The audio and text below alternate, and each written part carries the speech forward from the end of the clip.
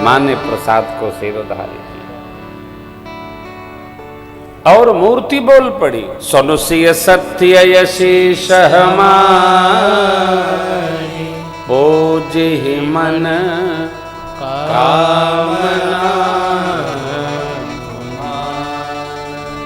हे सियाजी, मेरा सत्य आशीर्वाद आप सुनिए, आपकी मनोकामना पूर्ण हो। कौन सी? जो आपने सोचा है। नारद बचन सदा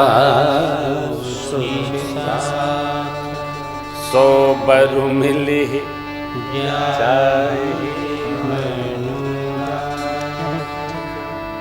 सेवा का परिणाम है, हम मन में जो लेंगे हमको प्राप्त होगा।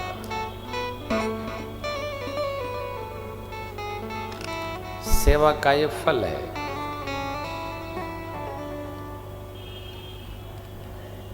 भगवान साधक की मन भावती अवश्य पूर्ण करते हैं।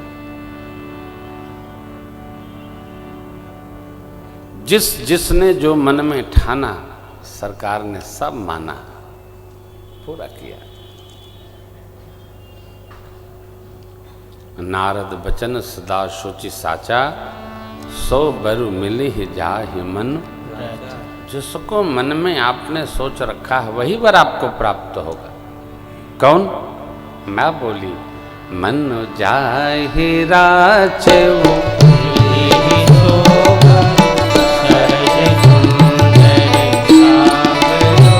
करुणा निधान सुजान शील स्नेह जानत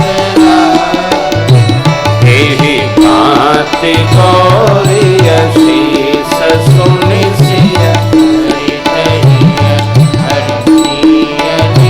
तुलसी भवानी खोज कोनि कोनि मन मंदिर मन मंदिर मन मंदिर। मन में जिसको रच रखा है आपने वही वर मिलेंगे। कौन? सहज सुंदर सांवरे, करुणा के घर, करुणा के खजाना, सज्जन शील संपन्न, आपके प्रेम को जानते हैं। क्या अर्थ है?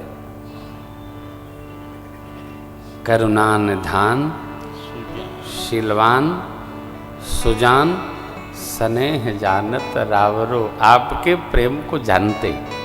ये भी एक घटना है। हम किसी को बहुत प्रेम करते हैं और उसको पता नहीं है, ऐसा होता नहीं है।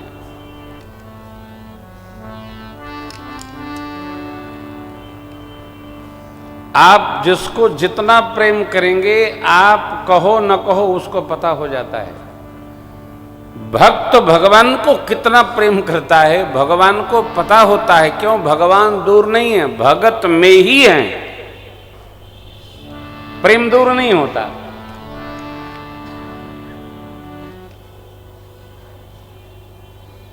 दूर कैसे? पास बैठे हैं अब मन में ऐंठे हैं तो पास का ही दूर है। जन गौरियन को सियहि हर्षो न जाई कही, मंजुल मंगल मो वाम अंग।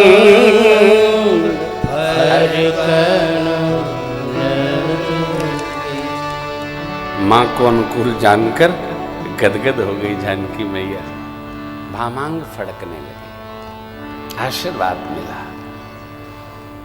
पूजन का, भजन का, सेवा का, श्रद्धा रखने का, सबका फल अवश्य मिलता है। संदेह में न रहिएगा, हम कर रहे हैं फल मिलेगा कि नहीं, अवश्य मिलेगा। अरे ये बताइए, जगत में किसी सेठ की नौकरी करो तो 7 दिन में वो भी हिसाब करते हैं, भैया अपना हिसाब ले जाना, संडे को आके सवेरे 10 बजे हिसाब ले जाना। और भगवान, अरे साहब, भगवान तो जगत सेठ है। भगवान की सेवा जो जिस भाव से करेगा उसको भगवान फल अवश्य प्रदान करते हैं, इसका विश्वास रखना चाहिए। मां को आशीर्वाद मिला, गदगद हो गई। प्रभु बिल्व पत्र तुलसी दल पुष्प लेकर आए, गुरु विश्वामित्र भगवान ने पूजन किया। दोनों भाई हाथ जोड़ के बैठे रहे, आशीर्वाद दिया। सुफल मनोरथ हो तुम्हारे राम, सुन भये। दोनों भाई सुखी हो गए। गुरुदेव ने आशीर्वाद प्रदान किया। भोजन विश्राम, संध्या का समय हुआ। स्वयंवर स्थल पर अगले दिन चलेंगे। भोजन विश्राम प्रातः काल हुआ। जनकराज महाराज ने शतानंद जी से आग्रह किया, प्रभु हम चलते हैं, आप ऋषिदेव राजपुत्र मुनिगणों को लेकर स्वयंवर स्थल पर आइए। परमात्मा पधार गए।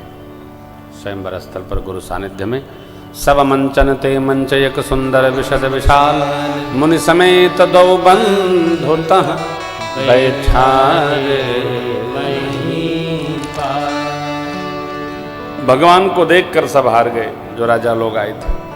लेकिन किसको भगवान कैसे लगे? विद्वानों को विराट स्वरूप में भगवान दर्शन दे रहे हैं, भक्तों को भगवान का दर्शन हो रहा है, वीरों को भगवान वीर भाव में दर्शन दे रहे हैं। जनक जी के स्वजन परिजनों को अपने पुत्र जैसे दर्शन लग रहा है। माने हमारा कोई अपना हो, सुने ना माँ का तो क्या कहें। ओ बाबा कहते हैं, जिनके रही भावना जैसी प्रभु मूर्ति तिन देखी। बैठे हैं सरकार, सखियां मेरी माँ को लेकर आई। सखियां माँ को लाकर सुनैना माँ के पास बिठा दी। पूज्यपाद गोस्वामी जी प्रणाम करते हैं, मेरी माँ कैसी हैं, कितनी सुंदर हैं, क्या कहना। बाबा ने एक लक्ष्मी जी प्रकटाया, जो छवि सुधा पयो निधि होई, परम रूप में कच्छप शोभा रज मंदरु श्रृंगार, मथय पान पंकज एहि विधि उपजय लक्ष्य जब सुंदरता सुगम, तदपि सकोच समेत कवि कहि इस प्रकार के छवि रूपी अमृत के समुद्र मंथन के पश्चात श्रृंगार का मंदराचल परम रूप में कछुआ महाराज के पीठ पर रखकर शोभा की रस्सी बनाकर अपने कोमल हाथों से कामदेव मंथन करे छवि रूपी अमृत के समुद्र का। तब जो लक्ष्मी जी प्रकट होंगी, उन लक्ष्मी जी को भी कभी लोग कहने में संकोच करेंगे कि ये मेरी मैया जैसी सुंदर हैं, मेरी माँ इतने सुंदर है। जगत का सारा सौंदर्य माँ से आया है। बेटियां बहनें जीव मात्र सबका सौंदर्य माँ से। माँ कितनी सुंदर है। रंग भूमि जब सिय पगुधारी, देखे रूप मोहे नैना। स्त्री पुरुष सबको माँ ने मोहित कर लिया। जानते हैं, जो मोहित होता है उसकी गति रुक जाती है, मोह बांध देता है। माँ ने सबको मोहित कर लिया। अब माँ का यह प्रभाव पिताजी गुरु विश्वामित्र जी, राम लक्ष्मण प्रभु चार पर ही नहीं पड़ा। माँ तो सक्षम है कुछ भी करने। देख रूप मोहे नर नारी, सब मोहित हो गए। इसमें भी बड़ी अंतर कथा है।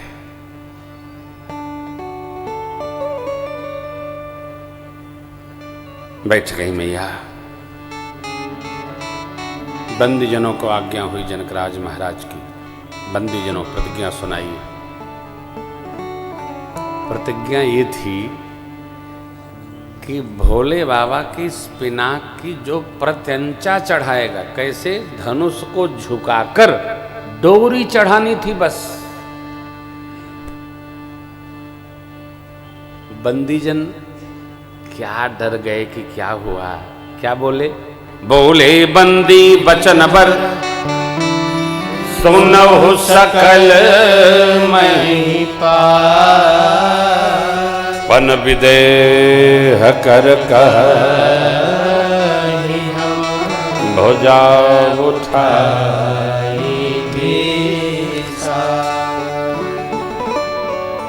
राजाओं, आपकी भुजाओं का बल चंद्रमा है और बाबा शिव का पिनाक राहु है। कितना गरु कठोर है आप सबको ज्ञात है। रावण और बाणासुर जैसे महाभट्ट स्पर्श भी नहीं किए, चुपचाप चले गए।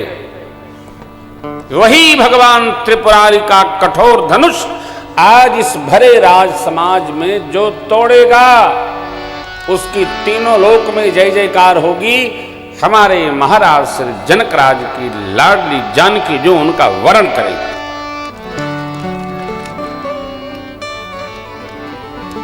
इस साल विवाह पंचमी हम लोग दीदी के पास रहेंगे। मंदार पर्वत मंदार माला कुलताल काले। दीदी बोली मिलना है। हमने कहा ग्वालियर में आनंद हो रहा है, ग्वालियर में कृपा करें। तो सई पुरारी को दंड कठोरा, राज समाज आज जोई तोरा, त्रिभुवन जय समेत बैदे बिन ही विचार। हेलो, विचार नहीं होगा, माताजी वरण करेंगे। भैया सारे राजा एक साथ खड़े हो गए। शतानंद जी ने शांत कराया। एक एक करके गए तो टूटना तो दूर, कोई तिल भर हिला तक नहीं सका। जानते हैं क्यों? 3 कारण। धनुष किसका? शिव जी का, और शिव जी भगवान के इष्ट हैं। एक स्पर्श भी नहीं कर सका कोई। ये वह धनुष जिसकी हमारी मैया सियाजू नित्य सेवा करती। तो सेवक की तो धनुष सुनेगा ही, कोई निर्जीव थोड़ी है। तीसरा, कोई कथावाचक कह रहे थे कि जनक जी ने बहुत बुरा निर्णय ले लिया था। ये कथावाचकों की भी बुद्धि न जाने का गधा जैसे चरनी चली जाती है। चाहे जो बोल देते, अरे भैया भगवान दिव्य हैं और मेरी लाडली जी दिव्य हैं, ये धनुष को कोई स्पर्श कैसे कर सकता है? धनुष को भगवान परशुराम ने ही निर्णय लिया था, तुम्हारी लाडली ने इसको उठाया है। अब इसको उठाकर जो प्रत्यंचा चढ़ाएगा, लाडली उसी का वरण करेगी। लेकिन कहां आ जाएगा? भगवान दिव्य है, मां भगवती दिव्य है, दूसरे के बस का है नहीं। कोई निर्णय गलत नहीं। मेरी मां की सेवा के कारण से तो जनकराज महाराज का निर्णय है। निर्णय जनक जी ने नहीं लिया, भगवान परशुराम गुरुवर याज्ञवल्क्य जी महाराज की मंत्रणा के पश्चात निर्णय हुआ है। कोई भी श्रेष्ठ व्यक्ति स्वतः निर्णय नहीं लेता सपना देखकर, अपने मान्य जनों से राय करता है हमको क्या करना चाहिए, ऐसा ऐसा स्वप्न भया है, नहीं तो हंसी का पात्र होता है। उठावन तरइन तारा डगइन शंभु सरासन के, कामी बचन